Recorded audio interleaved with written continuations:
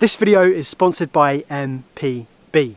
Today, we're back on the Beavers. I gave it a bit of a break, but today we are back, and we are back in a flooded beaver forest. I don't think there's much better habitat like this, especially on a rainy day. You've got this really light, beautiful rain coming down. It is just magical right now. So I'm in Devon to film this video. I'm actually along one of the brooks which feed into the River Otter, where wild beavers have been since 2008, and they've had some amazing impacts.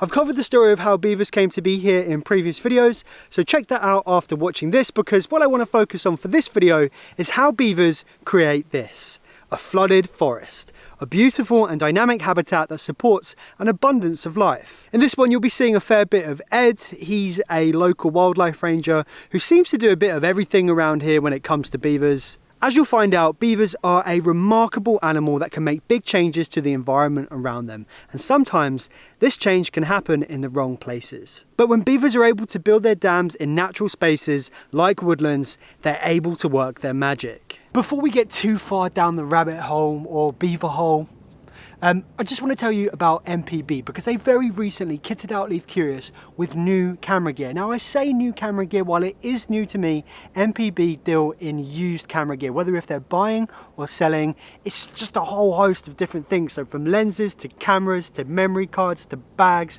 to batteries to gimbals to tripods to drones. They have such a wide array of used camera gear that is ready to have a new life. In the past I've purchased an array of different lenses with MPB, and I've always been really impressed with how they accurately describe and photograph their items. They photograph every single item, so you know what you're getting, whether if it's in great new condition or if it's in like a more used. You know what you're getting, and the prices reflect that, and I think that's really cool, especially if you're on a bit of a budget. And their service has always been super speedy. I've never been left waiting. Their packaging is also really cool as well. It's like fully recyclable, and what I recommend doing is when you get their packaging, keep hold of it, because you might want to send some of your old camera gear back to them and make a little bit of money. Cameras and camera equipment, they enable us to tell stories, and that is exactly what the natural world needs right now.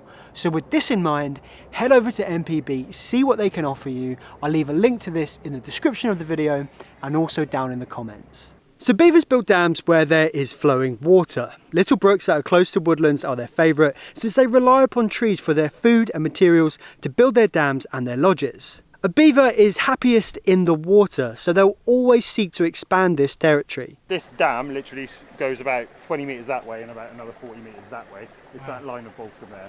As I say, this time you don't get a great view of it, but you know, it's just a very impressive structure. And this, I think this blew out once in the early days, but since that it hasn't. And obviously below stream you've got a village that was liable to flooding, East Budley. Since the beavers have been here, touch wood, the village hasn't flooded. How many towns and villages in the UK suffer from regular flooding? How many millions are spent in flood defences? If beavers can solve this at a fraction of the cost, it makes it a no-brainer to get them on rivers with a high flood risk. Very often aligning our rivers is agricultural land, and this means that beavers can and will come into conflict with agriculture in a number of different ways. So Ed explained that beavers can sometimes dam drainage ditches, and when this happens on flat land, the farmer may lose a lot of crops. But typically in Devon, the land undulates, and what's been quite a serious risk are beaver burrows. Beavers burrow in the banks of rivers to get above the water level. This destabilises the soil, and any heavy machinery which is driven over can collapse and topple over. In most cases, an effective way around this would just be to allow a buffer strip to fill margins. A farm access track had also been flooded due to the adjacent beaver wetland. Ed explained that he's been having a bit of an ongoing battle with the beavers here, taking down dams and even attempting to use these, which are known as beaver deceivers. They allow a steady flow of water through, usually unbeknown to the beavers. The inflow is the inlet is away from the dam. Beavers can't work out why the dam's not holding back the water. So we did that. So we took them all out, gave it a few months so the beaver would forget, and then put 3 pipes in separately. And again, it worked for about 3-4 months. And then the beaver, I came back one day, and the beaver just like blocked all 3 cages up, and then back we were. So basically, I was like, well, the tenant, they need to keep their access. So this is now a no zone for dams. So I just take this dam out. We need to remove these flow devices at some point.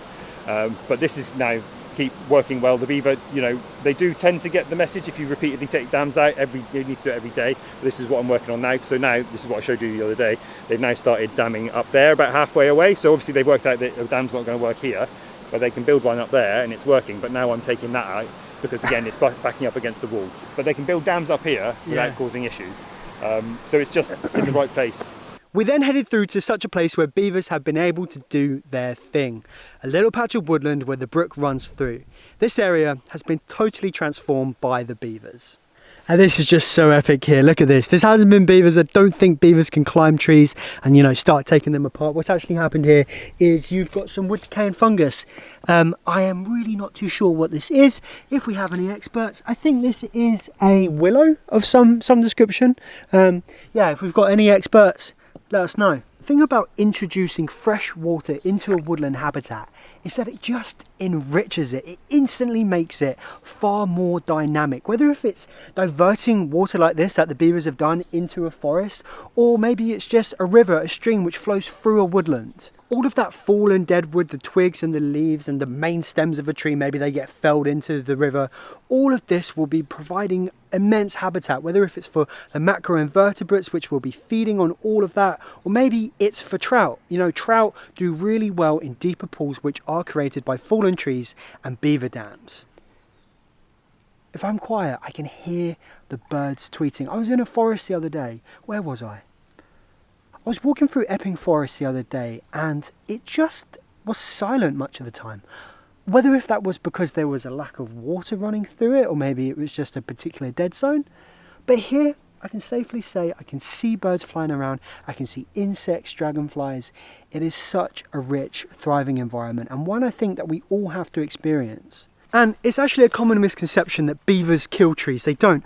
A lot of the time, this is all they do. They coppice trees. They cut them down like this, and they fall down and then they feed on the bark. They actually feed on the tissue beneath the bark, and then these shoots come up. Look at these here, look. These are old trees which have been felled by beavers, and they're coming back up again. And granted, certain species or certain trees, they really don't do well when they're flooded. Up here you've got a lot of standing deadwood. These trees have largely died. They actually are still alive. If you look down here at the base, there's a lot of growth on them, but the main bulk of the stem is dead. But here's the thing about a dead tree, is that it supports more life than a living tree. But a species like willow, this does really well in wet and saturated environments, and it's also one of the beavers' favourites. It's pretty tasty. I wouldn't know, I haven't tried it. But the thing about willow is that as beavers are snapping off twigs and stuff, is that willow has evolved to really propagate really well. So branches snap off and it can get lodged in the side of the banks, and then it will just start growing. And Ed was actually telling me that all of this was actually completely flooded, completely submerged. This was much deeper, but they had to remove the dam partially because it was causing some issues for the farm track over there. I kind of wish that I was able to see this when it was really deep. But even if there's just a little bit of water being retained in our woodlands, this is going to be crucial for their resilience moving forward, because here in the UK, and probably much of the world, much of Europe, we are experiencing heat waves like never before, droughts. Beavers can help mitigate this. Look, here you go. Here's some old beaver gnawing away on it. You think it's dead. Oh, this bit has that died? Yeah, I think that's partially died. But look at all this regrowth sprouting up. Up it comes. You've got to remember, just because we see things happen, like a tree gets felled by a beaver, this doesn't mean it's dead. Give it 5, 10, 20 years. The natural world is constantly changing, and beavers, they change it in a really positive way. And I think what we need to do as a species, as a country, is we need to be facilitating this movement of beavers throughout the landscape. Beavers aren't always going to show up in the best spots. They will show up in areas where they're causing conflict. Beavers will naturally outgrow an area, like there won't be enough room to support them. In these cases, we need to come up with a management strategy where we can move these beavers around into new locations where they can keep having these amazing impacts to our landscapes, not just for our ecology, but for people as well. This is really cool. Just where the water level has dropped, it's kind of exposed all of this tree's roots here. You can see all of the intricacies of how the little fibrous roots are tying up with the structural roots. That's really cool. Do go and check out MPB and see what they can offer you. There might be a camera there waiting for you. If you've enjoyed learning about how beavers are flooding our forests and all of the great things that they can bring to our woodlands, then please subscribe to Leave Curious. And if you want to support the channel, you can become a member over on Patreon. I'm just a guy who's passionate about seeing nature come back, and that's why I make these videos. If you want to keep watching the channel, on the screen now is a video. But in the meantime, thanks for watching. Leave Curious.